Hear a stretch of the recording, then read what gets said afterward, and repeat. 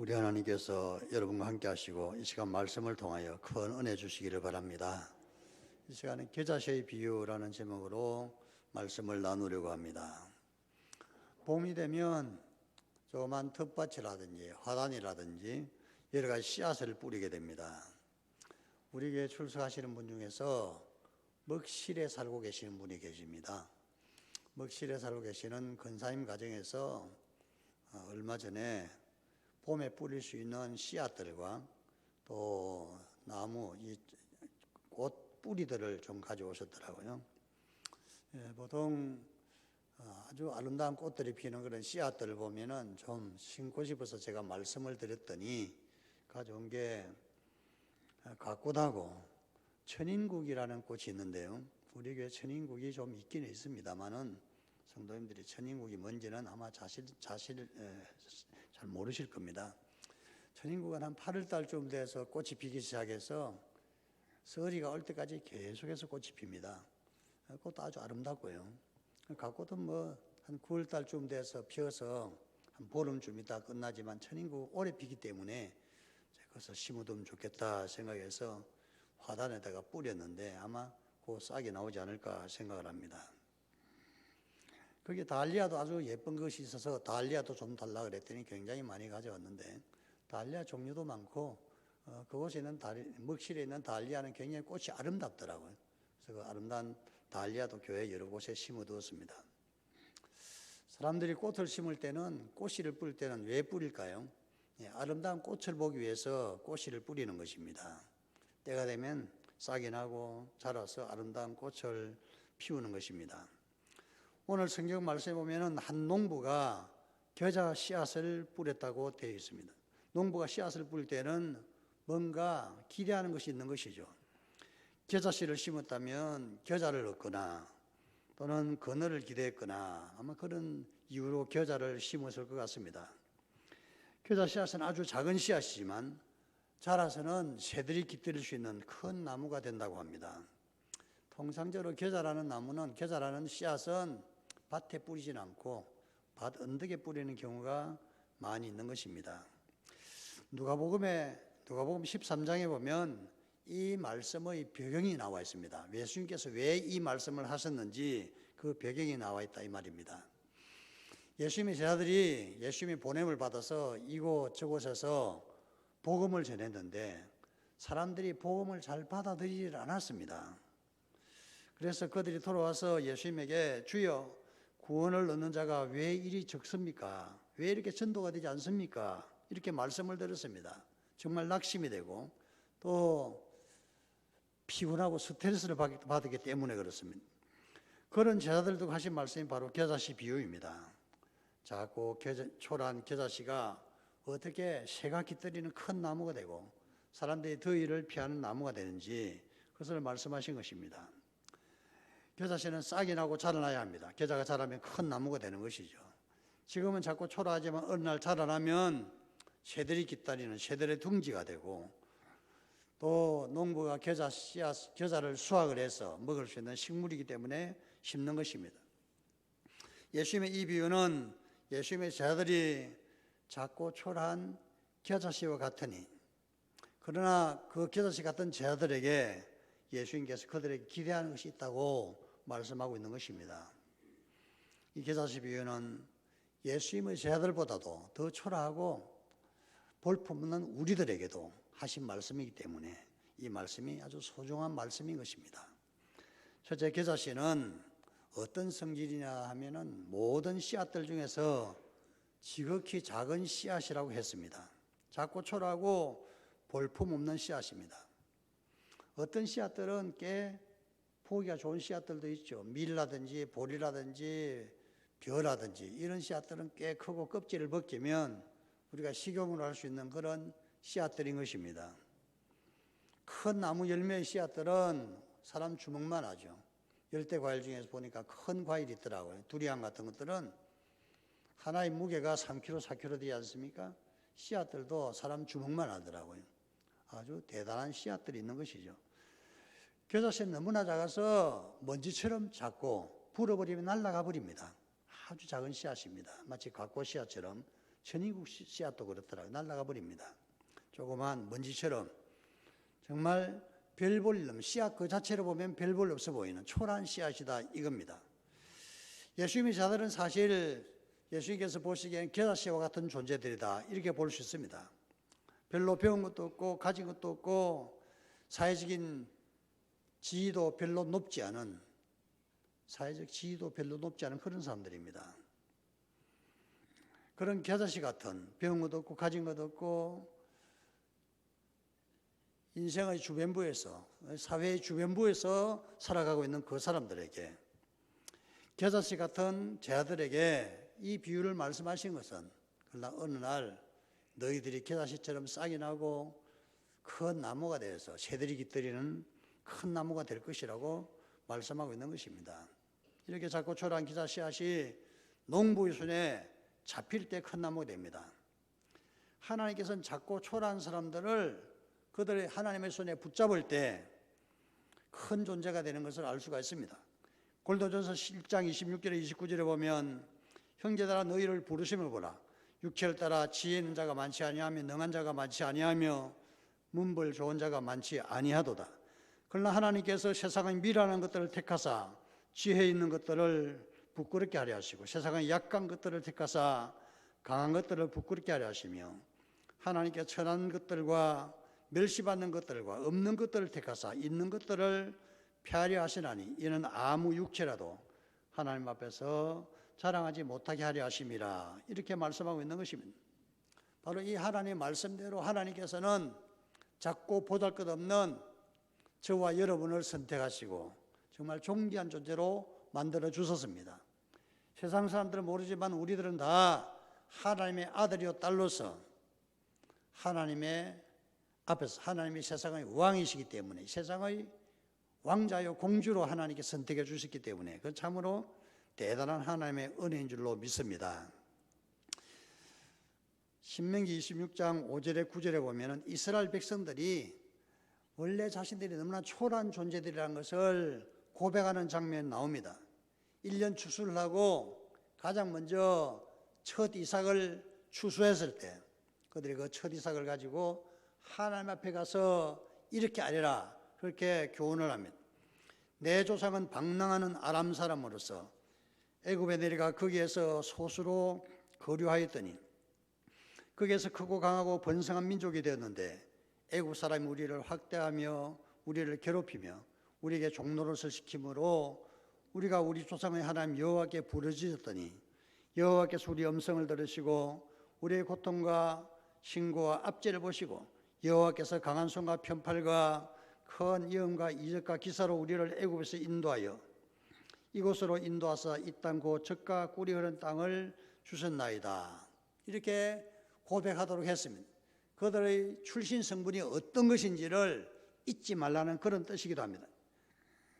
세상을 떠돌아다니던 아람 사람면 오늘 아람 족속은 터키 시리아 쪽에 있는 사람들을 아람 족속이라고 합니다. 아람 사람 몇 명이 애굽 땅에 우가다가 큰 민족이 되었고 하나님께서 젖과 꿀이 흐르는 땅을 주셔서 그곳에서 번성하게 되었을 때에 하나님의 은혜를 잊지 말라 하는 그런 당부를 하신 것입니다. 우리나라도 생각해 보면 한 130년 전에 이 땅에 처음 선교사 몇 명이 들어와서 복음을 전했는데 그때만 해도 우리나라는 아주 좀 형편이 없는 나라였습니다.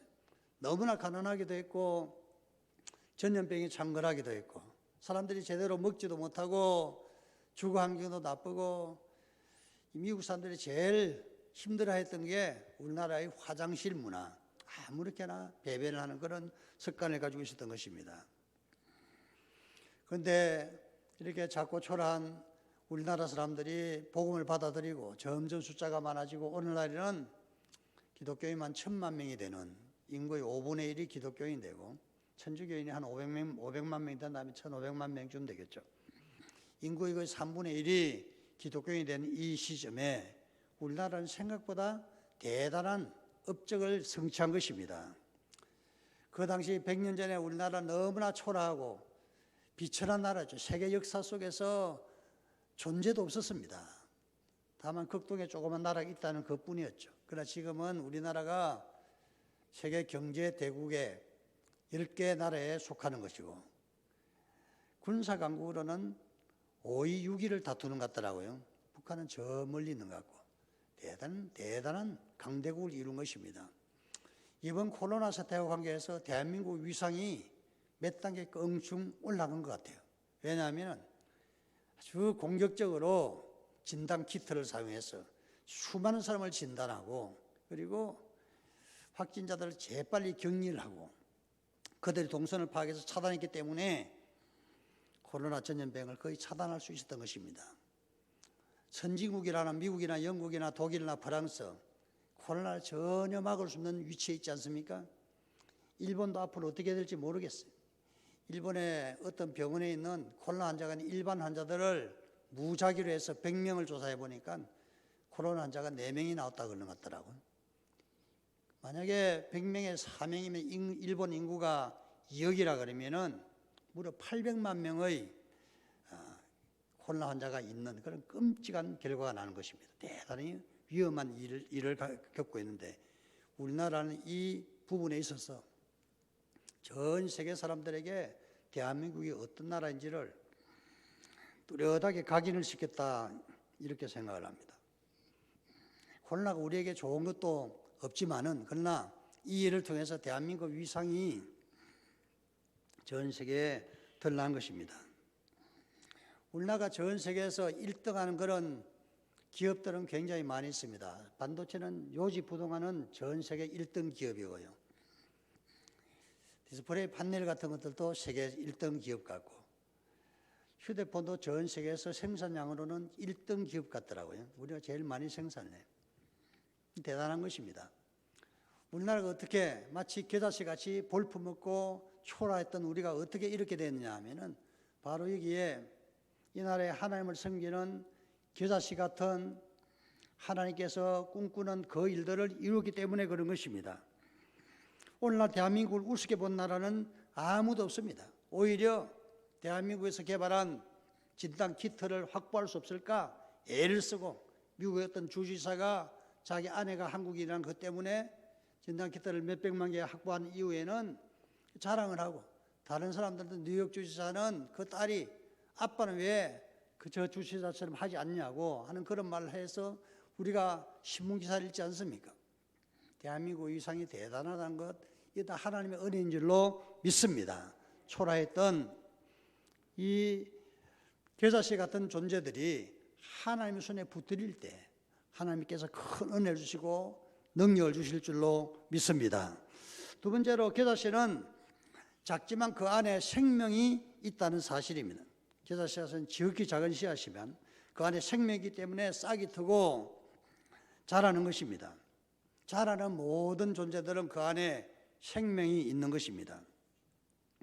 우리 교회 출입하시는 우리 안기봉 장로님 가정에서 암탉이 계단을 품고 있다 그러더라고요. 그래서 이제 병아리를 만들려고 암탉이 알을 품고 있다 그래서 제가 물어보았습니다. 그러니까 알을 품고 있으면 병아리가 몇 마리가 나옵니까? 10개를 품으면 몇 마리가 나오냐 물어봤더니 한 서너 개는 썩은 알이라 썩어서 나온다 그러더라고요. 한 5마리, 5마리, 6마리, 7마리 이쯤 나온다 그래요. 암탉이 알을 품고 있으면 다 병아리가 되어서 나와야 정상인 것 같은데 알 중에는 생명이 없는 알이 있는 것입니다. 무정란들은 암탉의 따뜻한 품속이 오히려 생명을 죽이는 것을 볼 수가 있는 것입니다. 계란 안에 생명이 있으면 예쁜 병아리가 되어 나오지만 생명이 없으면 병아리가 나오질 않는 것입니다. 겨자씨도 마찬가지라고 생각합니다. 겨자씨 안에 생명이 없다면 죽어있는 씨앗이라면 아름다운 싹이 나고 큰 나무를 이룰 수가 없는 것입니다. 겨자씨 같은 우리가 어떻게 생명을 가진 씨앗이 될 수 있을까요? 예수님께서 요한복음 13:6절에 내가 곧 생명이다 이렇게 말씀하셨습니다. 그래서 우리 마음속에 예수님을 모시게 되면 내 마음속에 예수님이 계시면 내 안에 생명이 있는 것입니다. 예수님 모셔야 되는 것입니다. 요한일서 5장 12절에 보면 아들 예수 그리스도가 있는 자는 생명이 있고 아들이 없는 자는 생명이 없다 이렇게 말씀했습니다. 그러면 내 안에 아들이신 예수 그리스도가 계셔야 되는 것입니다. 만약에 아들이신 예수님께서 계시지 않는다면 고린도후서 13장 5절에 보면 너희가 버리운 자니라, 버림받은 자식이라고 말씀하고 있는 것입니다. 이 시간 교회를 다닌다고 하지만 여전히 내 안에 그리스도의 생명이 계시지 않는다면 이 시간 마음문을 여시고 주님을 마음속에 맞아들이시길, 영접하시기를 바랍니다. 요한복음 1장 12절에 보면 예수님을 영접한 자고 그 이름을 믿는 자들에게는 하나님의 자녀가 되는 권세를 주셨다, 이렇게 말씀했습니다. 우리 마음을 열고 예수님을 영접하게 되면 우리가 하나님의 자녀가 되고 내 안에 생명이 거하게 되는 것입니다. 그 마음에 아들이신 예수 그리스도가 계시면, 만약에 내 마음속에 주님을 모셨다면 그 아들을 내 인생의 주인으로 대접하고 모셔야 합니다. 주님을 모신다고 생각하면서도 여전히 주님은 내 주인이 아니라면, 아들, 생명이신 아들을 내가 제대로 모신 것이 아닌 것입니다. 아들이신 그 생명의 주인이신 아들 예수 그리스도를 주인으로 모시고 살아가시기를 바랍니다.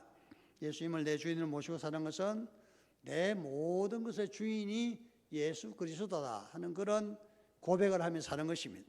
그래서 내 시간도 내 것이 아니고 예수님의 것이고, 내 물질도 내 것이 아니고 예수님의 것이고, 내 생명도 내 것이 아니고 예수님의 것이라는 것, 내 가족도 내 것 아니고 예수님의 것이요, 내 사업도 내 직장도 내 것 아니고 예수님의 것이라는 것, 모든 것이 주님의 것이라는 이 고백을 할 수 있는 사람만이 그 안에 진정한 생명이 있는 사람들인 것입니다.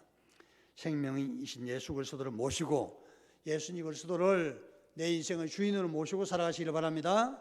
주인으로 모시기를 바랍니다. 주인으로 모셔야 됩니다. 그래야 내 안에 생명이 있고 자라나고, 그래서 주님께서 꿈꾸던, 주님께서 비전을 가셨던 그 비전을 이룰 수가 있기 때문에 그렇습니다. 세 번째로는 씨앗이 싹이 나기 위해서는 껍질을 부수고 나와야 한다는 사실입니다. 모든 씨앗들은 단단한 껍질이 있습니다. 단단한 껍질을 뚫고 나오기 위해서는 수분과 따뜻한 햇볕이 필요하죠. 습기가 있는 땅, 따뜻한 봄바람 속에 씨앗은 부드러워지고 그 생명이 껍질을 깨고 나오는 것입니다. 호주란 나라는 유난히 산불이 잘 나고, 산불이 한번 나면 우리 대한민국 땅거리가 몇 배가 한꺼번에 타더라고요. 지난번에 비가 와서 호주 산불이 거의 멎었다 그러긴 하지만 산불이 한번 나면 3년간 불타오르는 것 같아요. 3년간 불을 타요. 근데 호주에 있는 식물 중에서 뱅크시아라는 식물이 있는데요, 그 식물의 껍질은 너무나 단단해서 그냥은 발화를 하지 않습니다. 산불 나서 그 껍질을 태워야 비로소 씨앗이 싹이 난다고 합니다. 산불은 모든 것을 태우지만 뱅크시아에게는 그 껍질을 태울 수 있는 기회가 되는 것이고, 그때 새싹이 난다는 것입니다. 씨앗이 새싹을 내기 위해서는 스스로 껍질을 부수거나 죽여야 하는 것입니다. 예수님께서 요한복음 12장 24절에 내가 진실로 진실로 너희에게 이르노니 하나를 미리 땅에 떨져 죽지 아니하면 하나를 그대로 있고 죽으면 많은 열매를 맺느니라, 이렇게 말씀했습니다. 껍질이 깨어져야, 껍질이 썩고 불타야 새싹이 나온다는 것입니다. 병아리는 스스로 부화했을 때 그 껍질을 부리로 쪼아서 나온다고 합니다. 만약에 병아리가 껍질을 깨지 않는다면, 알을 깨지 않는다면 그 속에 갇혀서 죽을 수밖에 없는 것입니다. 생명체는 그 껍질을 깨뜨려야 진정한 생명체가 되는 것입니다.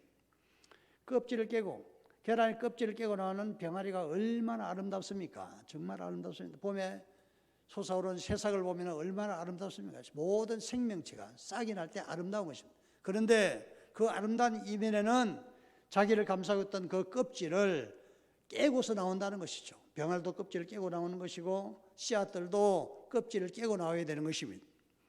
여기 겨자도 그 껍질이 있는데 그 껍질을 새싹이 깨치고 나와야 된다는 것입니다.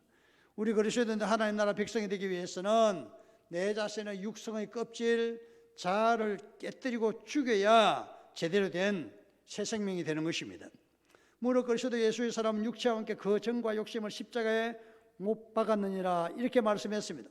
내 자아의 껍질이 뱅크시아, 호주의 그 뱅크시아처럼 성령의 불에 타든지 아니면 봄비에 왔던 성령에 부드러워지든지 간에 자아의 껍질을 부수고 나와야 새싹, 새 생명이 탄생한다는 것입니다.